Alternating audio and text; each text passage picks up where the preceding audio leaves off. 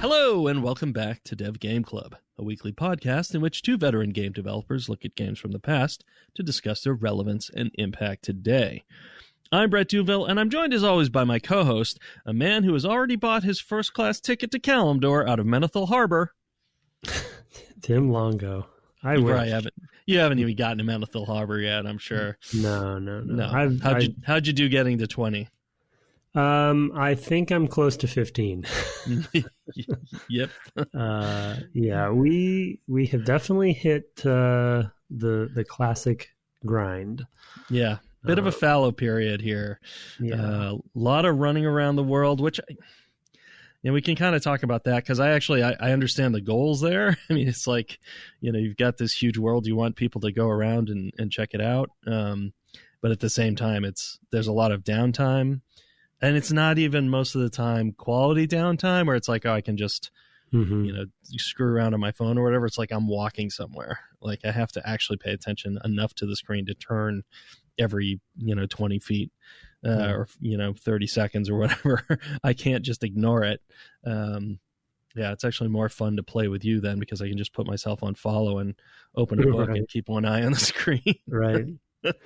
Well, anyway, we're talking about World of Warcraft in case that wasn't already obvious. I see. I'm just a follow mule for you. I see. Yep. Follow bot. Yeah, and I mean, it's so interesting to play, and I actually did fall back into modern WoW as well. So that's part of why I'm not level 20 classic. I can fully admit. But it's so interesting to classic. The fact that they re-release this is still flabbergasting to me, and it's so interesting to play them back to back. Obviously, I have pretty deep understanding of modern anyway, even if I hadn't started playing it again. But to your point about like the back and forth and just the fetch quests and stuff like that, that was of the time, that was okay. And that was how these games were designed. And it was sort of like not necessarily assumed or expected, but it wasn't a surprise for people, Right. And modern today, I think maybe primarily there's a lot of systemic differences, but mainly primarily it's the zone design itself, because it's sort of like in the future, they've really broken zones down into smaller zones. And so you're going from these pretty well-defined chunky areas of each zone in a progressive way, so you're not actually doing a lot of back and forth most of the time. You're moving to the next, and this, there's still, that's a generalization. There's still some bad stuff in any MMO these days, but you do feel a sense of I'm moving through this zone in a logical manner. And every time I get to another section, it's exactly the quests I need to do. And then I move to the next one, so you're not really doing a lot of back and forth unless you're going back to like the cities or the big towns. And here it's like, as we talk about while we're playing, even finding quests is a chore sometimes. Finding the right quests for your level. We had that trouble when I was lower level and you were helping me out, and we had to go to a whole different, area. Right. And you have to go to a bunch of them sometimes, I definitely have found, now I'm into, I'm level 19. I'm like more than halfway to 20 from 19. But Lokmadan just doesn't have enough stuff in it. Mm-hmm. And the next one on, which is Dun Morogh, it's the wetlands. Has too much that's too high.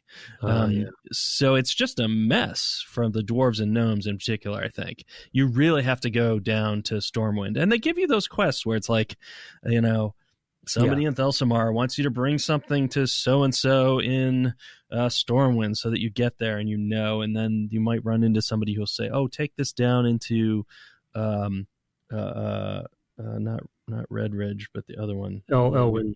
Elwyn, and then the one beyond that where the Dead Mines is. Westfall, yes.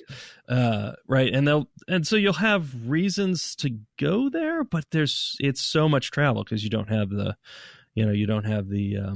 Griffin stations yet, so you have to do that, and even just getting from Stormwind to Ironforge and back is a chore, right? So it's just a lot of time where you're traversing space And if you haven't played in a while, as I haven't, it's probably been more than 10 years for me. It has been. Oh, wow.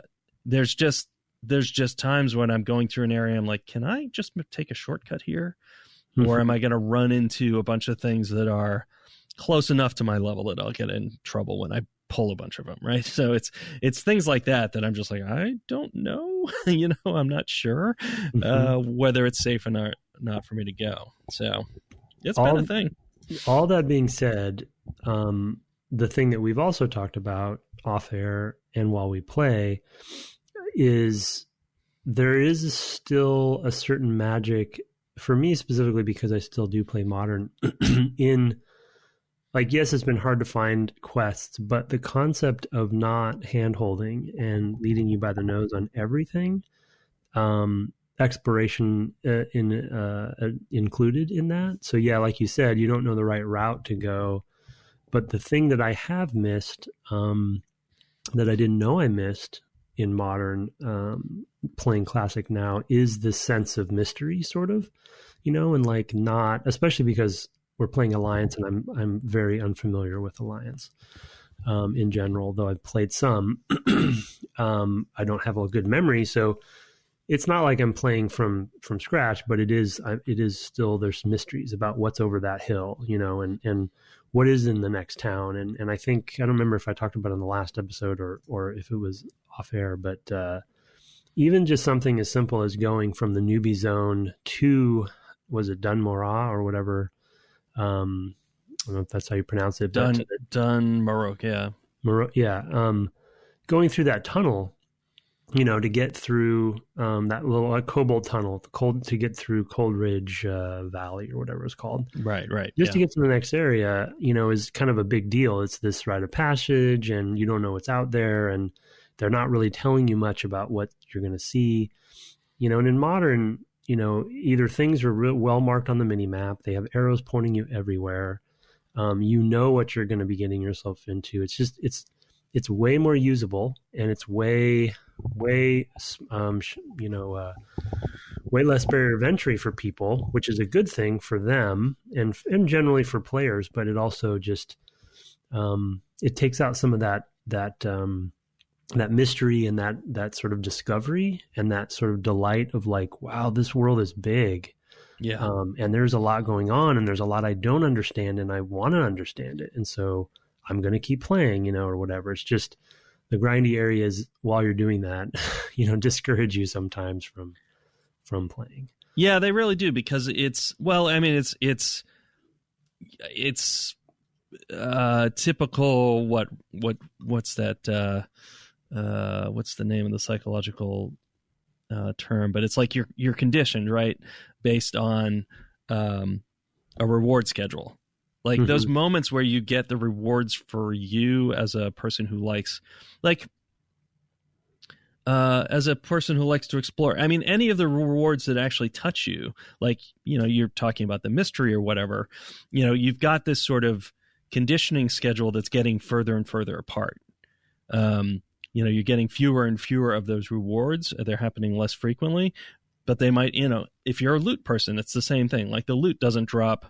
Like, I had to buy a decent, two-handed mace or whatever, because I was not finding anything that was better for so long, and so I'm like, it's at a certain point, I'm like, I'm just not, I'm dying a lot. I also, we'll talk about it later, but I also just don't feel like I'm very good at the game. So, it's like, well, maybe I'll just buy something, spend some of my money at a vendor to get a weapon that's at least, maybe double the damage that I'm currently doing, and be a little bit more survivable. But yeah, you've just got that sort of, the positive reinforcement is infrequent, right? And between loot or anything that might motivate you, exploration, these sort of senses of mystery, like I found this thing, et cetera, which is also probably tied into exploration. Narrative content, like, there's just a ton. If you're really into the combat, I guess that would be something that you could do kind of constantly. But I'm not. So, right, it's not that part that excites me. I mean, that said, I've put a ton of time in, right? And I have a nearly level 20 character here, as well as a couple of 13s, you know, so. Yeah. Well, yeah, mechanically, it's not that compelling for people, right? Because of its network model and all sorts of reasons, MMO, but then it has to sort of fill that in with other things like the world building or like the endorphin, hits or whatever. The loot and etc. But I think the interesting thing about Classic that I just didn't remember is if you're kind of in between those other moments of interest, like when we just couldn't find quests for me right away, you know what I mean? Yeah. So then kind of all you're able to do at that point is to grind, or if I were alone and I didn't think to go to Stormwind, I would have just tried to grind out levels, to try to pop up some new, which is probably what I did back in the old days. Yeah, I was going to say, certainly I did that probably with the undead character I had at one point, because I didn't know that area at all, and it's kind of remote from the other ones, I think. So it just I don't know what I'm doing. So the world started to open up to me, as I referenced in the lead, of okay, now I actually know how to get to the other continent. I'd forgotten about that. How do you do that again? And I found the place where there's a boat. So that's cool. But yeah, it's just weird. I think I had a disadvantage too when we did hit that wall, because, and we talked about this off air too, but to sort of share it here, on the Horde side, it was different when it comes to the progression. It definitely felt like they were pushing you to the human areas to get additional questing and XP. And stuff to Westfall and such. And right, here playing Alliance, Yeah, but that really isn't the case. There was some of that pushing you to the Undercity in the Horde side, but for the most part, the Barrens, when you get to the Barrens will sustain you for many, many levels, and you just have to kind of roam around there, and there isn't really the equivalent on the Alliance side, it seems like, where you will have a quest-rich, large zone. Now, the downside that the Barrens got criticized for was that people spend too long. You got tired of them. Yeah, well, and it's a desert. So, yeah, kind of boring area. Yeah. So, I mean, the mesas and everything look great, but it's kind of monochrome. It's all kind of brown, and I can definitely see that. Whereas, I've passed through a number of interesting areas already. There's a forest, and then there's kind of a sort of Tuscan area in in Westfall, of course, Stormwind, and then, even Stormwind itself has more interesting areas in it, like there's the Dwarven Quarter versus the Cathedral Square versus, Old Town, and the Mage area's got all these trees and stuff. Even that is a little more interesting, the Night Elf area. Yeah. So there's just interesting variety. Yeah. I mean, to the I want to share a quick little story that happened to Brett and I when we were to kind of talk about sort of the discovery side of it and how important that, I just didn't realize how important that was to me, and I miss it in modern WoW. So I'm kind of talking both. I'm speaking both sides of this argument right now, so that is hard. But we were coming back from the sort of west side of Dun Morogh, or however you say that, and from the Icy Lake area, and we were trying to take a shortcut back to town, Thelsamar or whatever. And we decided to cut through this little valley area that I think had a name, but it was very small. And I noticed on the map that we didn't have it. I didn't have it uncovered, and it turns out you didn't either on the map. So I just wanted to kind of complete the map, quote unquote. So I wanted to go through that valley. Turned out there was a cave there, and you can see the cave on the map. So we're like, okay, something's interesting there. We kind of cut through. We thought we were just going to run through, but as we were running through, this other player, and this is where I think talking about the social aspects of MMO is important, especially in Classic, when there was so much mystery, you didn't know what was going on. This one dwarven paladin comes running out of the cave, being chased by this elite Yeti that's just, in the cave. It's just the Yeti's cave. And I think we might have saved him. I think we jumped in or something and helped them defeat it or something like that, or he got away. We grouped up very quickly. I think he asked for an invite or something. And then we went and fought the Yeti with him, just kind of, off the cuff. We killed the Yeti. It was an elite. And then he asked us afterwards, did you guys get the quest? Because he probably noticed that we didn't pick up the sort of item off of the body that we right. did. Yeah. Yeah. And we're like, yeah, this was in Coldridge. It wasn't in Thelsamar. Yeah. It was not, we weren't all the way to. Right. Yeah. Yeah. Yeah. We were south of those troll villages or whatever. Yeah, that are, exactly. Yeah. Okay. Yeah. You remember this? And then we're like, wait, what quest? And then he brought us up the hill and across from the cave. And there was a little bit of a clue there with the visual storytelling of some platforms that were dwarven made. And you kind of maybe would think to go up the hill, but it was pretty hidden, where the quest giver was. And you go up this hill on the other side, and there's this one dwarf with a camp up in the snow with his own cave. And he wanted us to kill this Yeti. But we would never have seen that quest if that guy didn't show us. We were, in fact, going to run right by it. The only clue you had was that visual storytelling bit that maybe. Yeah, that's funny. I remember you walked right up to it. You just kind of looked at it, and I don't know if you're looking to see if there's anything interactable up there or whatever. But yeah, I mean, there was no signposting that there was an NPC up there, which most of the time is pretty clear. So that one's surprising. It's very surprising that it's not more clear. But well, yeah, and they do a combo of that, right? And in fact, to be honest, I think Dark Age of Camelot and EverQuest did the same. There would always be occasionally this not random, but this solo sort of NPC somewhere in the middle of the wilderness where you kind of had to find out on the internet or from your guild or something that they were there and that they had a quest. And then obviously once it's out, everyone knows about it. But we've kind of intentionally not been reading guides and stuff on Classic, or I haven't at least. No, I certainly haven't. And so that's way more effort than I'm willing to put in. But we could have, when we could have looked at the list of quests for that zone and just kind of went to find them all. But it was just cool, like, even though, there is that sort of that moment where you're like, wait, what do I do next? That actually makes this kind of thing possible, because we didn't know exactly what we were in for. We happened upon this social moment with this other player who was kind enough to group with us and then show us why he was killing that elite, and then brought us up to the area where we would never have seen, and then so he actually stayed with us. We got the quest. We went back and killed the Yeti again. Also, I think it was this character's first elite.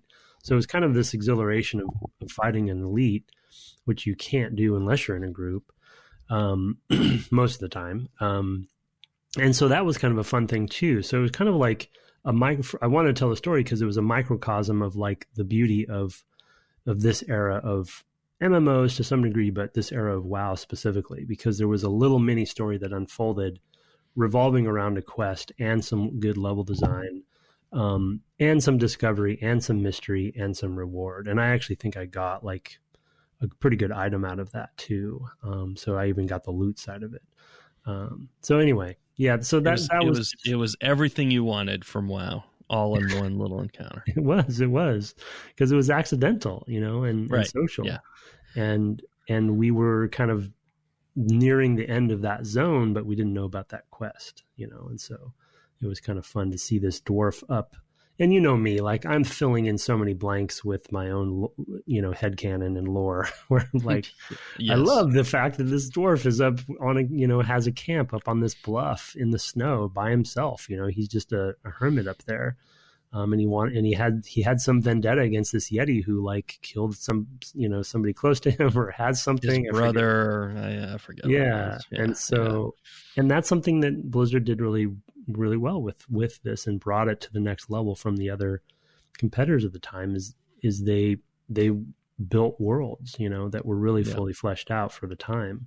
And anyway, that's the story. Yeah, no, I will. I mean, I totally agree because it's right. I find that often when I am playing even solo that I'm, stopping and talking to random characters just to see if they have anything interesting to say, whether or not they have quests. Normally it's a quest and it's, oh, this person doesn't want to go back to town because he's not in a hurry to see his wife or whatever. Just little side comments that the characters even make, like, why is this guy camped out here, kind of in the middle of the wetlands? Well, he's hunting, he's got his work that he's trying to do, and also he's trying to stay away from his wife. Okay. All right. It's just kind of, funny, it's like, oh, the characters have real quote unquote motivations. Not much of one, but because that's all that character has to say. It's not like you're going to ever, it's very shallow, but it is very broad. So I mean, it's a big space they're filling, obviously, and it has to be, and because you're walking across all of it. So yeah. The sense, how have you found, one of the other topics we wanted to hit some was sort of the sense of long distance travel, which is something that I always appreciate in MMOs, because exploring is sort of, I think, one of my main motivations for most games, and coming upon, traveling a long distance to go to Stormwind for the first time is an event. But how have you been finding that? For the most part, it hasn't bothered me, because that's a good time for me to get up and go get a piece of pie or something like that. Right. But so I have gone and flown from Thelsamar all the way down to Westfall. We did that together, I think, or maybe we went to Stormwind. We went to Stormwind because you hadn't been to Westfall yet. And I did it again.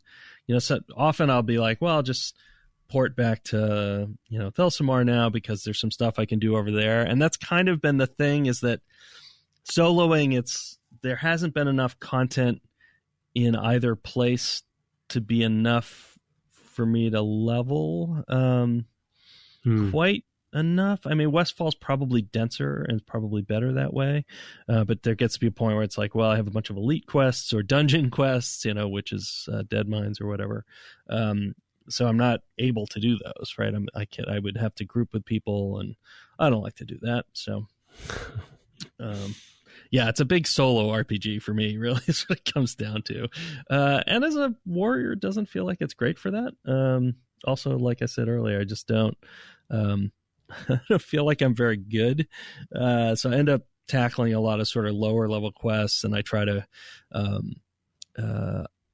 I end up spending a lot of time in places where it's like, well, I can get all 30 of the things I need here. I'll just have to wait for them to respawn. So there's also just downtime from that, of just like, okay, well, I killed a bunch of ones where it's more or less safe for me to do so.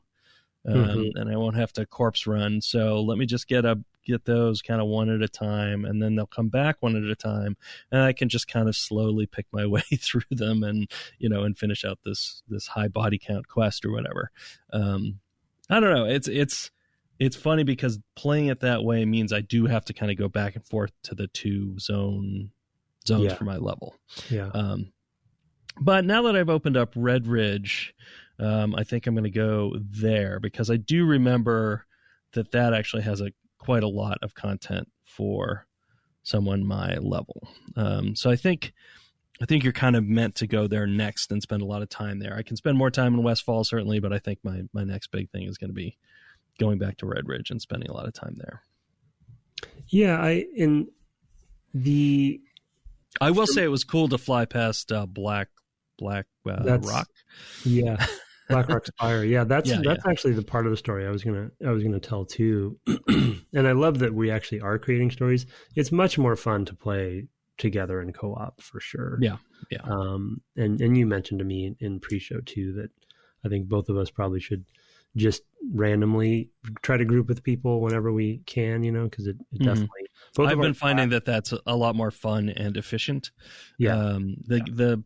It's not really meant to be a solo game. No, clearly. So, yeah.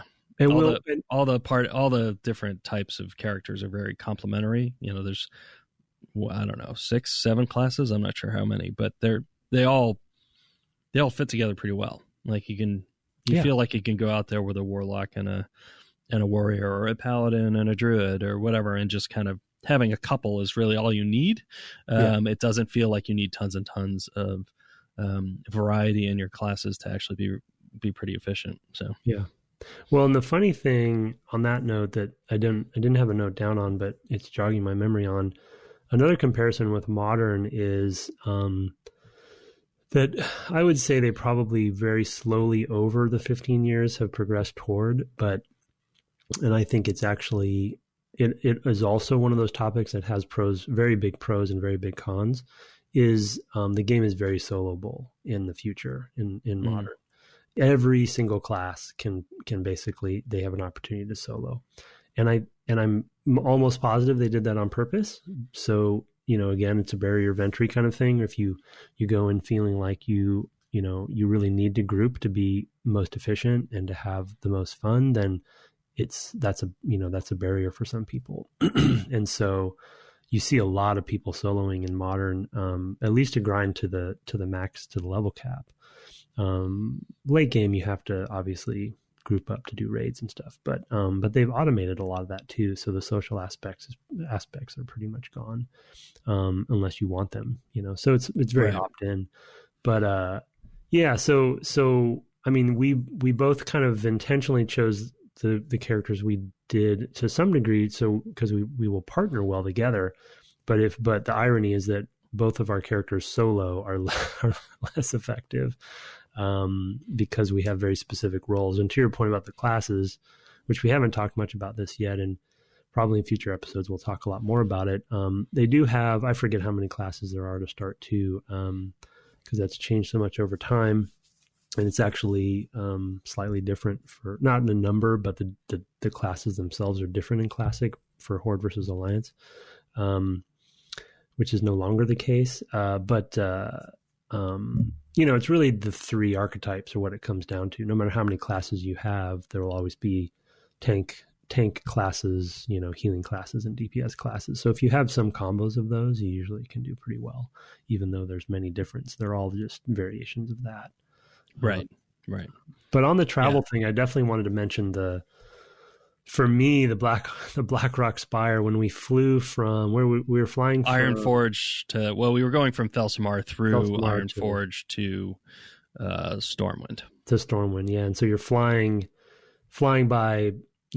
over Searing Gorge, is that what it's called? And then yes. And then right basically by Blackrock Spire, which is sort of the end game for Classic, one of the main areas.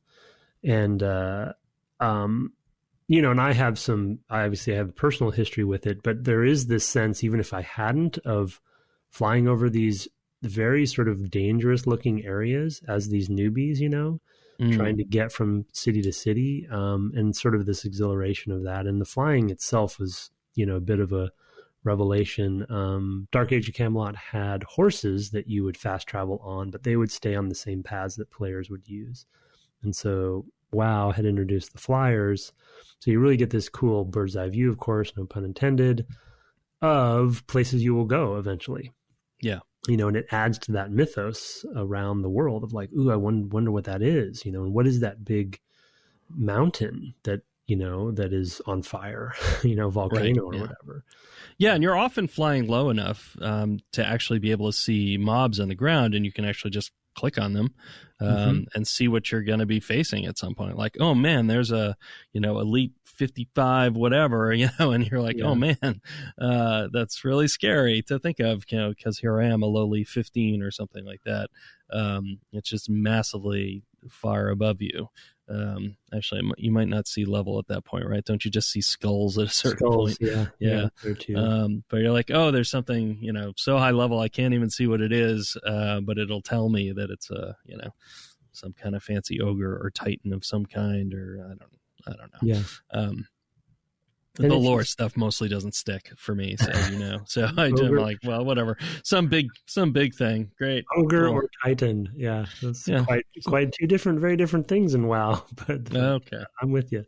Well, and those are places, if you stick with it, the game is telling you those are places you will go, and those are things you will fight someday, It's very Dr. Seuss.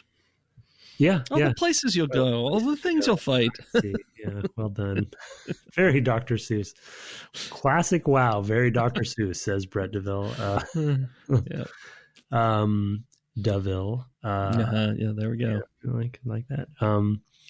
The other thing I was going to add really quickly on the traveling long distances, which I guess it might be because of the Barrens specifically, though I definitely loved the same sense, the same feeling that I had on the Horde side. But as a dwarf, exploring Ironforge, getting to Ironforge for the first time and having that moment of like, oh, it's the big city and there's so much here. It's so much bigger than any of the towns we've been in so far.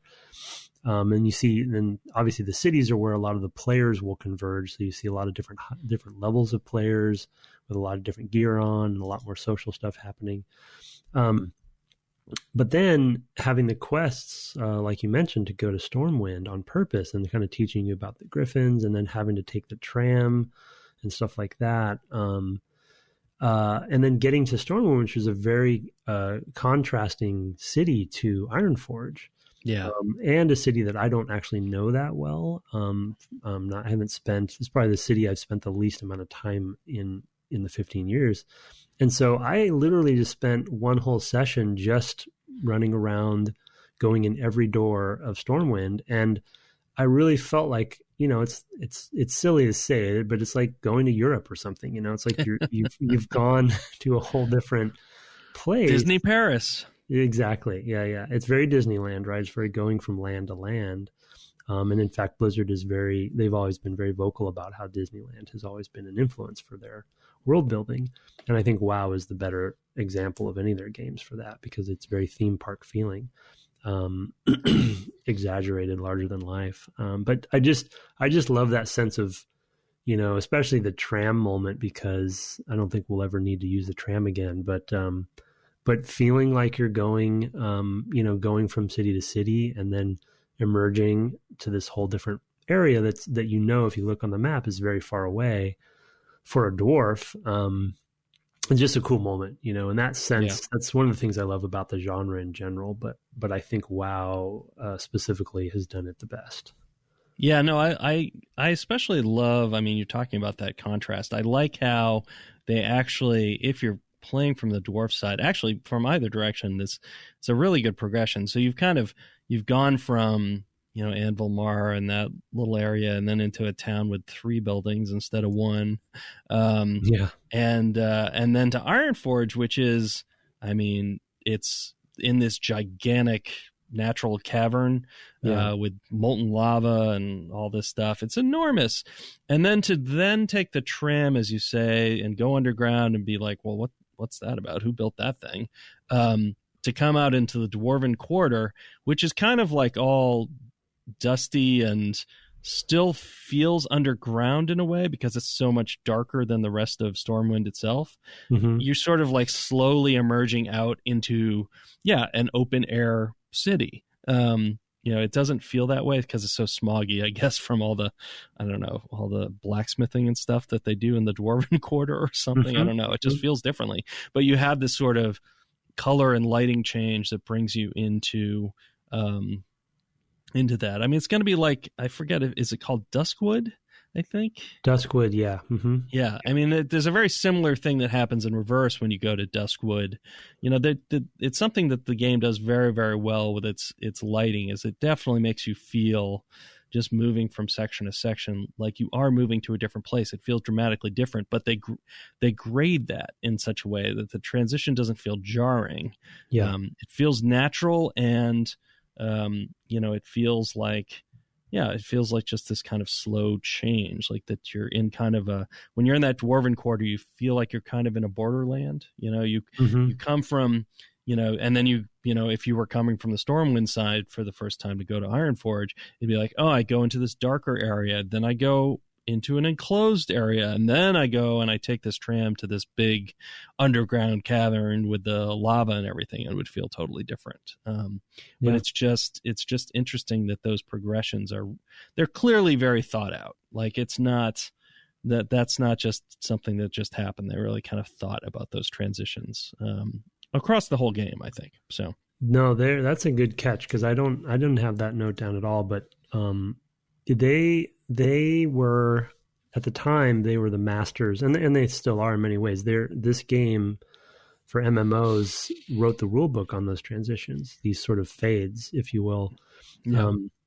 And the thing that they did, that there is some technology in there that maybe we can talk about as we get to places like Duskwood or something like that, where the drastic differences, or Red Ridge maybe, or Searing Gorge, they use their fog effects, right? It's not full screen effect fog, but it's just a draw Is it distance volumetric? fog. Yeah, I guess it's volumetric yeah. as well. It's not volumetric per se, but it's just zone fog. They basically change the fog color. The draw. That's right. Yeah, they do the fog color a lot. Yeah. Yeah. Mm-hmm. And like you said, these transitions are masterful because it makes you feel like you're in a whole different place. And so, because I love their transition so much, I've sort of tried to break it down, over the years.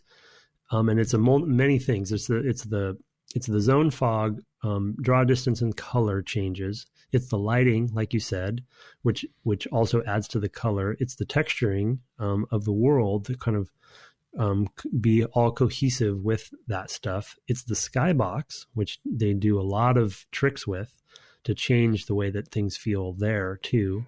And then the music.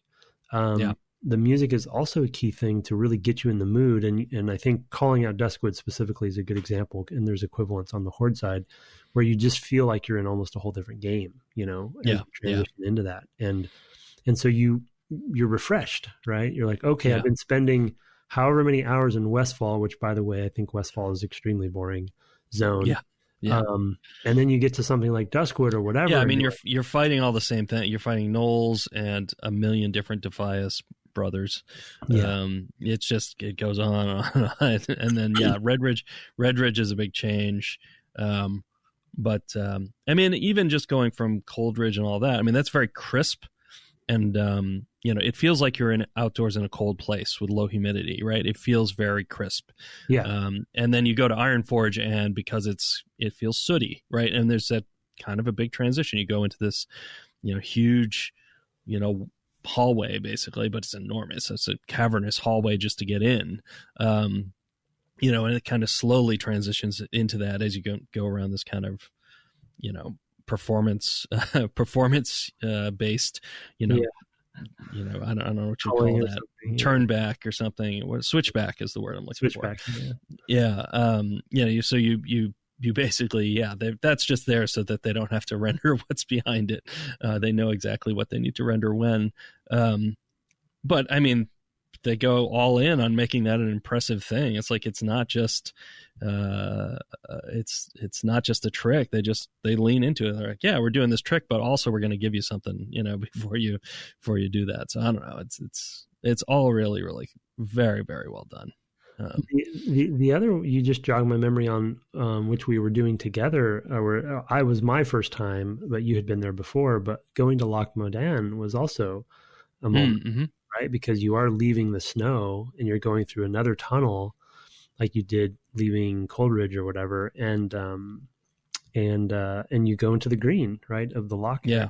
Yep. So it does feel like you're emerging into this whole different area. And when you spent however many, couple hours or whatever in snow, and to have such a kind of more alpine-y kind of, Scotland kind of looking area with a loch and everything, that's a cool moment, and it feels, it like I said earlier, it refreshes you, like, okay, a whole new area to adventure in, right? And I'm ready to go. Yeah. And so, the trick for, I'm sure, anyone making one of these games is the timing of that needs to happen right around the time you're tired of the one zone you're in. Yeah. Because you don't want to stay in any zone forever. Yeah. Right. Yeah. And I think there's also, I mean, I think the big problems that they're having for me in Loch Modan is just density of quests. Yeah. It's stretching it a little too thin there. There's an area in the southeast of that is where there's a archaeological dig, and there's like, I don't know, 3 or 4 quests that are kind of associated with that, but one of them one of the quest lines take you back into Ironforge, right? So you got to hop on the Griffin again, go back, get a thing, come back. I mean, it's just a fetch quest for fetch quest's sake. I mean, I guess to a certain extent, you might be at that point dabbling more in professions, or you need to go see a trainer, and there's not a ton of those around. So, and we can maybe start getting into some of the economy issues with that. Yeah. But I did feel like there's just not quite enough in Lokmadan. It starts out okay, and then it's quickly not enough, for me. And it's possible I've missed some stuff. But I felt like, I mean, I found the dam, and there was just like, oh, that's one thing. And again, there's a fetch quest to wherever, I don't even remember how they all connect, but it's like, oh, talk to this guy, do a thing, come back to him, and he says, oh, make sure you go here, and it's like Ironforge or Stormwind or something, and you're like, oh, okay. That's exciting. I gotta go sit again. Plus I gotta get to Thelsamar first, which means hiking down the road again. So it's just they did the right thing in terms of getting the transitions right and feeling like, oh, I've got, I'm excited, I'm getting into a new area. And then that area just wasn't quite rich enough, and wasn't quite enough for me anyway. So I'm going to end up going back to Westfall, so that I can get, or actually back to Red Ridge, I should say, because I think there's a lot more to do over there than where I am. Pointing you to Red Ridge before Duskwood, is that Red Ridge? Yes. Yeah, okay. Yeah. You go from Westfall, and it's there at a certain point in one of the quest lines for the, I don't know if it's the Defias stuff or what it is. They're like, oh, you should report to so and so, in Red Ridge Mountains in Lakeshire, and go, and here's a report to carrier, or that stuff that gets you around Elwyn and gets you around Westfall is all of that. Just like, oh, and make sure you see this person in the next zone. He's at the big tower. Oh, okay. Well, make sure you go to this, into the town. And I actually think Lakeshire is a very cute little town. It feels pretty neat. So I'm actually looking forward to going back there. And I never did tons of stuff there, so I am looking forward to that a little bit. Yeah, no, I don't think I've ever done maybe anything. It feels. I might be wrong on this, but my memory of the Horde side, Kalimdor specifically, that's interesting to me is that it feels like there is a bit of a zone progression on our side, where there's certain zones that are sort of the next right zone to go to, and they're definitely leading. And it does involve traveling a distance to get to either the Ironforge area or the Stormwind area. On the Horde side, I feel like once you're done with the Barrens, there's more of a choice where a couple different zones could be your next zone, like something like Ashenvale or Thousand Needles, but you don't have to do both of them. You know what I mean? So they're similarly leveled. And so I don't remember feeling like, there was only one zone that I had as an option to go to at any given time.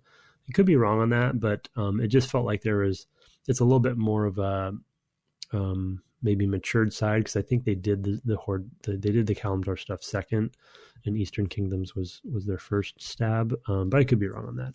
Might have been simultaneous. But one small revelation I had, speaking of which, that I did have in notes, and why I think Westfall is so boring to me, in that area in general. I think it must have dawned on me at the time, but I don't remember. Anything dealing with the human side of the conflict or the NPCs or what have you is just very uninteresting to me. And so in Westfall, you're dealing with all human NPCs. It's all of their stuff that you're dealing with. And I think the reason back in the day that I played Horde side is they just felt more interesting. I'm playing a fantasy game. I want as crazy fantasy as I can get. And so I'm going to play a bullman, and I'm going to interact with orcs and trolls, and they're not the enemy, they're friendlies. And so all the NPCs now, yes, the drama is very similar, but for whatever reason, gallivanting around, and I love being a dwarf because that's, still a little bit more fantasy. Just all the human stuff over there, just like, farms and just it's pretty merry old England, Ren Fair stuff. And it's like, well, yeah, I can see that. Yeah. That's a good take, because I definitely feel that in Westfall and even Goldshire in particular is like, oh, this is pretty bland. I'm going and hunting these people who are basically bandits. Yeah. Like, okay, right. It's kind of, I wonder, I'm sure they had these numbers. I wonder what their retention numbers were between both Alliance and Horde, but even just the races within those. So the irony, my memory of this too, the irony of that question, which is a good question, is I'm pretty sure human is the most played race and is the highest retention. Oh, wow. And I don't know if I'm right on that. We'd have to look it up and maybe we can cross check. But I remember back in the day, because it's the most inviting to people, to be honest, to a wide range, and a lot more casual gamers started WoW than ever before, playing MMOs. So there were a lot of new gamers kind of coming into WoW because of the zeitgeist of it. And I think humans is what people gravitated towards. So that's just my yeah, no, that's a fair point. I've definitely you're looking at games that have been indie successes, in the past, decade or whatever. I'm thinking of games that I've known people who've worked on them or whatever, like Gone Home or Firewatch. They're more approachable games. They're recognizably human, for an outsider to indie stuff, like, oh, this is a person who spends their life or spends a summer in one of those towers that I've seen out on a hike. That's an understandable thing, right? And they're both set, in recent memory, 80s, 90s. This is just a house, right? It's a house I haven't been to before. I've done that all the time, right, in my life. That's not super alienating. It's approachable. And I wonder, I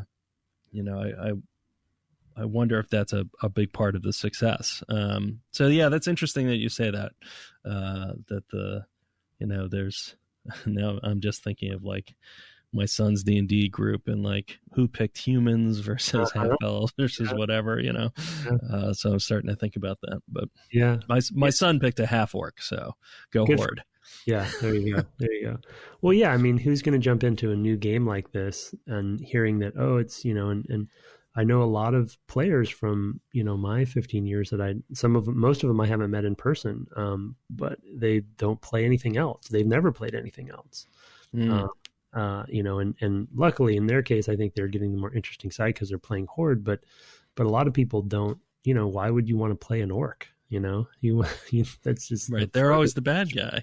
Yeah, exactly. In all the movies and in novels and things, so I don't know. It's just a mini revelation I had on like, why did I never play this stuff? And then it kind of dawning on me, maybe that's a reason, because I just think and that's just me, more interesting for me personally. Yeah, no, and I'm loving, playing a gnome and running around and being so little. That's one. Yeah. That's very. It's funny being in the human areas and all the other players being so tall. It's just, I don't know. That's just been interesting and kind of fun. And I do like playing the sort of gnome and dwarf areas a lot more than I like playing down there. So I totally get that. Yeah, I don't know. It's interesting, but I'm not surprised. But it's also like, yeah, but you and I have played a ton of games. Yeah, and so we want the things that are different, than other things that we've experienced. Like, when I play, Dragon Age, I played I don't remember what they're called, but they're some kind of horned critter that was really big. I recall and being like, okay, yeah, that's different. I'll play that. And that's what I reach for most of the time. So yeah, it's been interesting. Yeah.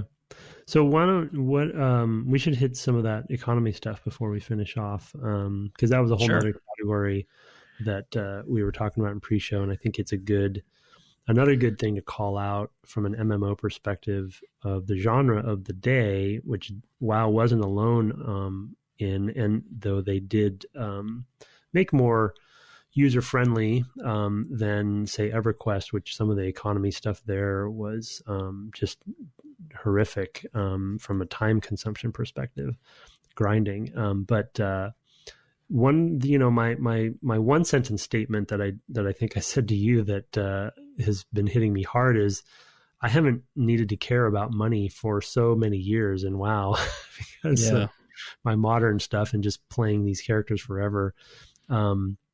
Despite any of the the economy sinks that they put in. So, having to worry about how much silver I have in this game is crazy to me because I haven't had to do that. And one of the design decisions they made in Classic, which is not really the case for the most part anymore in Modern, is that, every silver counts for very important things in the game. Yeah. Yeah. So that's been a surprise. It's been funny. I mean, I get it, right? So, I mean, one of the things that happens in RPG design, right, and I struggle with this with the D&D campaign that I was referencing earlier, is like, you get to a point where they have a lot of money. I mean, it doesn't make a ton of sense, first of all, that they're carrying it around, but whatever. I've addressed that in that campaign by just not making a ton of stuff available to buy. So it's like, well, they have a lot of money, but it doesn't matter, right? It doesn't unbalance the game because I'm not offering them things to buy with it, right? And they're new to the game, and so they don't kind of shake the rule book at me and say, oh, such and such a city should have such and such level of stuff. They'll just say, what can I buy? And I'll say, oh, X, Y, or Z, right? And they're just like, oh, okay, and they buy X, Y, or Z if they want it. You're controlling. I'm just controlling the power level by not supplying a ton of stuff for them. Yeah. Mm-hmm. But here, that of course you can't do that. So, but the concern is still there. Is like, well, you have to find that fine line of too much money. I mean, versus not enough. In Bethesda's games, there's definitely a point at the game where the economy no longer matters at all. But it doesn't matter because it's just, it's a single player game. It's not the focus for the character anymore. Yeah. Right. And in a multiplayer game, that's not true. Right. I mean, it's really easy to mess up that. I mean, I know we used to joke that if you wanted to be a designer at an MMO company, you had to, read your macro and microeconomics books, textbooks, right. That they're more likely to be carrying that around than a game design kind of book. Because you really have to understand, like, where's the money coming from? Where's it going to? And in this game, it goes a lot of places and it feels pretty thin early on. Mm-hmm. Yeah. I mean, and again, another one of those sort of dichotomies of pros and cons, because there are some good things about it that we talked about in pre-show. But you have to, I don't know, we probably hover around, 30 silver right now or something, or at least I do, 30 to 60 silver. Yeah. But that silver is used for some fundamental things like my abilities, which is no longer a concern in Modern. And I'm not even sure if they even cost anything anymore. I think you just get them. The whole skill system and all that stuff is an ability system. Right. And you can respec for free as well. Respec. It's like, it's pretty much do whatever you want. But here you mentioned earlier going to the vendor and buying a weapon. Like I wouldn't dare do that because I don't have the money, to do other things that I want to do.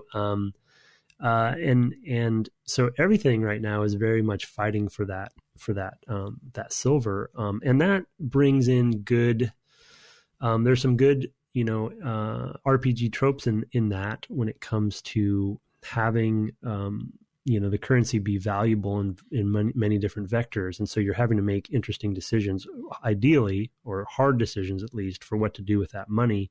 And as Brett, I think, mentioned, or it might have been a pre-show, he has abilities that he hasn't even chosen to buy yet because he can't. I got to a point where I literally had traveled to Ironforge. I had bought some skills. I didn't have enough. And now I've also been leveling my professions very aggressively. So that's a lot goes into that. That will pay off, right? That's a long-term investment.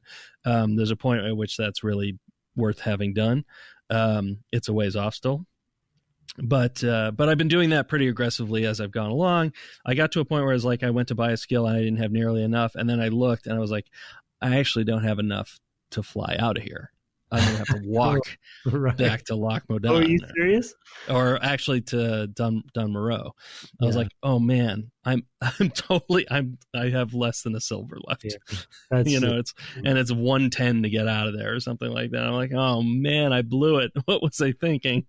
I just wasn't paying attention because I did remember that when I play it, I'm like, oh yeah, that's right. Money was a real thing, but I just that's just not naturally my thinking, right? I mean, I think that in general, when you play single player games, all of that economy stuff is you're going to be able to get everything that you want to get pretty soon after you level or whatever. It's the economies are built around power fantasy, and here there are those hard choices. So that's the trade-off. I mean, yeah. The other trade-off is it makes me less likely to experiment with skills for my character. I've been putting a lot into, I'm playing this warrior and I put everything into arms. And I'm much more likely to get the higher version of a skill I already have than I am to get a new skill.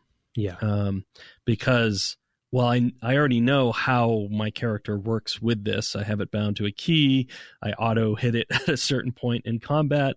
I just kind of know where that fits in. And this other thing, it's new. It's going to be the weakest version of that thing. It might be good later, but I'll get it then because I don't have a lot of money to spend on it now. So it's been interesting. Yeah, that's a really good point. The experimentation is that's a really good point about what the pros and cons are. It is a trade-off. And as we were talking about in pre-show too, to share that point that you made of, the fact that you don't have those, because I was basically telling Brett in Modern, these sorts of concerns don't really come up very much anymore. And abilities specifically are, I believe, free. I'm blanking on the moment, but there's not really a cost to them in the same way, and you can respec at any time. And so the experimentation is much, much broader there. But it, like Brett said, the trade-off there is you're removing the difficult decisions, right? What am I going to do with this 30 silver that I have? The other thing that just dawned on me as you were talking is, which would be interesting to we won't probably have time on the series to do this, or maybe we will, but I'll think about if I can research a little bit. But it might be that they were influenced by other genres, i.e. maybe even I'll utter the mobile word, but what they ended up introducing in WoW over the years is other currency types. And so in Classic, all the systems are converging to this one currency type, right? And so it's all vying for this gold, basically. It ultimately ends up being gold, even though we don't have one gold yet. Right, yeah, okay. Mm-hmm. But in the future, different systems and tasks that you want to engage in could have. I can remember this from the Lich King, even as you're talking about it. Oh yeah, there was like this city, and there were two factions, and you got some kind of crystal or something that one faction needed, or whatever. Faction currencies. There's different, and it's to the degree where in your character tab in Modern, there's actually a tab devoted to currencies, all the different types that you have. There even ends up being like cooking currencies that are only used for cooking and for buying recipes. So essentially, if you want to, it's an opt-in system where if you want to engage in a cooking, you just go grind and try to get that currency. You don't have to worry about spending your silver on cooking and your ability. So they start again. It does help the player in certain ways, and there are obvious design decisions that you would say, yeah, that makes sense. I would iterate in that direction too. However, to your excellent point, it takes away difficult decisions. Yeah. And so I'm of two minds, right? Because I definitely have really appreciated the sort of rawness of Classic, stark, like, oh yeah, that's right. This is how it used to be. One quality, one of my characters, I forget which one, I think it's the rogue. No, it's the mage. Has herbalism and alchemy, and I was able to buy a bag which is just for herbs. Yeah, right. And that's such a great quality of life thing that it auto sorts things into a bag. Right. That is the one thing that I've had where it's like, I would pay more money to have like my quest stuff to go into this bag, have the bags be bigger. The quest stuff goes in this bag, just like the auto management of like, okay, if I'm full of quest stuff, I can't do any more quests. So, keep an eye on that, right? Would be great. That's been that was a really interesting thing. That's like, well, that cuts down on my thinking, right? I don't have to spend a ton of time thinking about how I'm going to sort these things. And because of course, like you, I'm a guy who looks at my inventory and tries to find some optimal system, for dealing with that. I know you're that way. It's this bag is going to be for these sorts of things, and this bag is going to be for these other sorts of things. My friend, you have to play. In Modern, you can make any bag focus on whatever you want. Oh, of course you can. And there's a sort button. Oh my goodness. I.e., other RPGs have that as well now. So, oh my gosh, it's loads better. But it's cool that they thought about that stuff, because in all MMOs, inventory management has always been a nightmare, right? And right. I don't think the others, Camelot might have had a similar sort of resource type bag, but EverQuest didn't have anything like that back in the day, at least. So it's all this complaining aside, for me at least. I've really enjoyed playing Classic and revisiting like I said, the sort of rawness of it, even though it's at the time, it was by far the most polished and usable MMO that had ever been created. And absolutely. Yeah, no argument. So we're kind of nitpicking things because things progress so far, but in the time it was just revelatory. And but I've really enjoyed kind of going back. I think I told the story in the first episode of that other character that I played, or player that I played with, and I asked, if he had played WoW before, and he said he never had. He started with this when Classic came out, and I asked him why, and he said because he thought it'd be simpler. And it was just such a funny answer, because in some ways it is, and in some ways it isn't. And I just have really appreciated. Yeah, I mean, it's funny because when you said, about humans being probably the more retentive and definitely the more chosen, like I totally get why. And at the same time, it's so much less interesting, so it's like, but again, I know that's in part us. I feel like, I guess it just depends on who you are, right, as far as that goes. But I can definitely see like, oh, it must be so complicated now. I mean, a lot of games are like that, right? Where it's like the later you get more and more, here it comes, grognard captured. And so it's harder and harder to approach these games, and this game has resisted that. And in fact, has gone the other direction, with Modern. And I think that's really interesting. So I will have to dip in at some point just to see it, just to know. Yeah, I think you might be blown away by how different it is in some fundamental ways. There's a lot that's still the same, of course, but it's wacky. And I don't know if I mentioned on the first episode, but I'm also intentionally playing on the Classic. They really smartly put Classic video settings in. So you can actually set on the slider what Classic looked like at the time when it comes, because they've innovated, they've not innovated, but they've iterated on the engine itself over time too. So it looks a lot better. And I have a nice PC, so I could make Classic look a lot better, but I'm choosing to play it. And I think I'm even playing on the lowest resolution. So it's very, pixely too, because I want to kind of live it as close as I can. But I think it's great. Put that, they put that. No, I agree that it's great they did it. I'm not going to play that way. Well, I'm playing Modern too, so I get both, Yeah. So I don't. So that's fine. There you go. Well, all right. Well, let's put a pin in it there. Yeah. Sounds good. And look ahead. So we don't have any feedback because we caught up on everything last week. I wanted to, I didn't do it up top like we normally did, but I wanted to throw it here. Thanks again to Brad Furminger for coming on the show last week. Yeah. It was a great, fun interview. Interesting time. He kind of came in ways that are not, super different from a lot of people that we would have known at the time. into the industry. So hearing like, oh, I worked at, the local game store, and, we just had conversations, and it turned out, I had deeper thinking about games, and therefore I ended up working on a game is yeah, that doesn't happen anymore, I don't think, but not so much anyway. Yeah, that was pretty cool. But cool. Also just all of it, just all that Eternal Darkness meeting Ed. Yeah, it was just such an interesting, just microcosm of game development for him up there, in all of it, because it was just such a very specific region and availability of talent, and the situation was very different. And then the Nintendo angle was very intriguing, because we haven't talked to anybody even remotely close to that, even though we played Nintendo games. And so that was interesting. So yeah, it's his perspective is going to be very specifically different than a lot of others, because of just the circumstance. Absolutely. And great. On his birthday, no less. So. Yeah, on his birthday and WoW's birthday. So nice of him. All good. It's nice of him to celebrate WoW's birthday with us. That's right. And my daughter. We should have got him a Bullman cake. Yeah, right.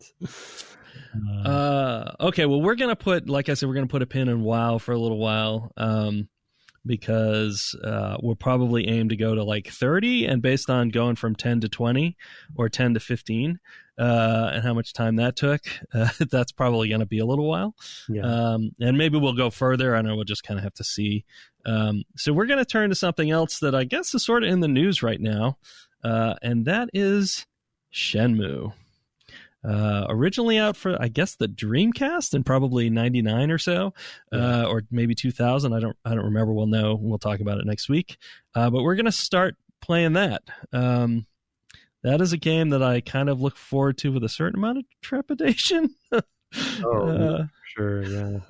I've never played it, so I don't really have any sense, but, I heard Austin Walker talking about it on Waypoint Radio. And he did this sort of stilted line delivers, and I was like, oh man, that I do actually remember. Have you seen a thug? And I just was like, oh my God, that's right. That was that game that had that weird, like he was going around trying to get revenge. So we will try to get revenge for our father's deaths starting next week with Shenmue. And I will put out on Twitter where we play to. Yeah, and on the WoW side, the other thing I want to mention that we talked about in pre-show, we'll try to get, I think from a level perspective, we'll kind of hover somewhere close to 30, but for the next episode that we will record for WoW, which will be, in the coming weeks, probably after Shenmue or something, I want to try to get us to play Dead Mines as to do a dungeon, because that's a whole nother conversation and a whole nother type of gameplay that the game offers that we haven't hit yet. So our goal, and if any listeners out there who are Mackenzie, we're talking to you, who are playing out there, if we can get a 5-person crew together, that would even be cooler to go through Dead Mines together, because classic dungeons are pretty rough, or difficult, so it'd be fun to do that. So that'll be another part of the goal for our next WoW episode down the road. But well, thanks so much for joining us. For some reason, Tim has disconnected. I hope nothing's wrong out there. You can find us on Twitter at DevGameClub, where you can also find my co-host at Tim Longo Jr. with a JR at the end. Thanks so much for playing games with us, and good night. Good night.